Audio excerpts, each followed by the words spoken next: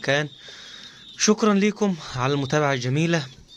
لايك منكم لدعم القناة عندي، اللايك بتاعكم بيرفع الفيديو لأكبر عدد من المتابعين والمشاهدين، والمتابعة الجميلة، وجزاكم الله خير. النهاردة هنتكلم عن الكلفة ولا العلف للحمام. طيب ايه الفرق بين الاتنين زي يعني انا عندي بفضل الكلفة. ليه الكلفة؟ لان الكلفة بتحتوي على بقوليات، حاجات طبيعية من اراضي زراعية، من الاراضي المصرية بتاعتنا، انما مش علف. العلف من المصنعات. تاني حاجة، العلف يا اخواتي، العلف مليان سموم، يعني بنحتاج بعد ما بندي علف للحمام بنحتاج ان احنا ندي مضاد سموم. لكن الكلفة زي ما انتم شايفين كلها بقوليات، فول صويا،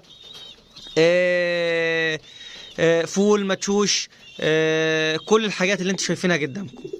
ادي الفرق بين الاتنين. شكرا.